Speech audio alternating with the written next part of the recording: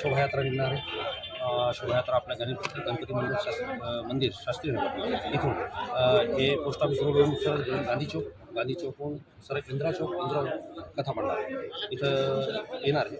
आणि जे समय आहे कथेचा 4 वाजताचा आपण समय दिलेलं आहे. 4 ते 7:30 पर्यंत ही कथा चालू होणार आहे. ऐंशीचं उद्घाटन झालं आणि नंतर प्रसाद वाटप असं होऊन हे दररोज असं होणार आहे. परंतु फक्त कथाविरामच्या दिवशी म्हणजे आखरी 25 तारखेच्या दिवशी कथा सकाळी 9चा टाईम दिलेला आहे.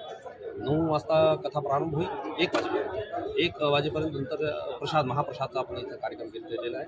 महाप्रसाद करून कथाचा पूर्ण विराम होईल. या ठिकाणी जे यजमान लोक आहेत त्यांची काय यजमान ह्या कथेमध्ये मुख्य यजमान स्वर्गीय मक्खनलालजी शर्मा यांच्या परिवाराच्या वतीने नंदकिशोर बन्सीलालजी शर्मा हे या कथेचे मुख्य यजमान आहेत. आणि हिंगोली शहरातील दानशूर व्यक्ती जे आहेत ते 21 यजमान आहे. जे दैनंदिन 3 यजमान अशा प्रकारचे 21 यजमान जे केलेले नित्य 3 यजमान हे पूजा अर्चना करतील. यासोबत काही दानदाते जे नित्य भोजन दानदाता वेगळा आणि प्रसादी दानदाता वेगळा असे सगळे मिळून आपण हा महापर्व साजरा करणार.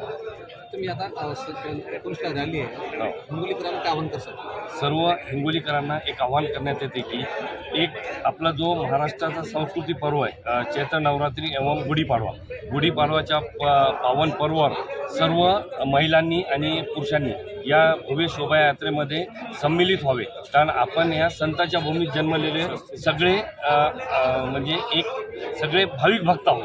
कारण आपली जन्मभूमी ही संतांची जन्मभूमी आहे. तर शोभायात्रेचा मार्ग हा सिक्रेट हार्ट गणपती मंदिर शास्त्रीनगर इथून ही शोभायात्रा प्रारंभ होईल.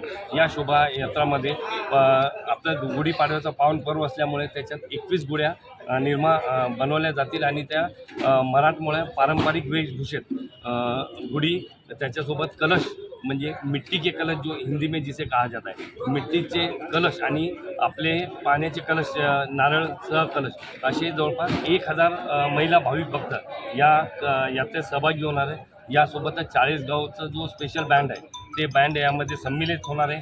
याच्यासह आदिवासी समाजांचे जे पुरुष आणि महिला जे एक पारंपरिक वेशभूषेत इथं उपस्थित राहणार आहे.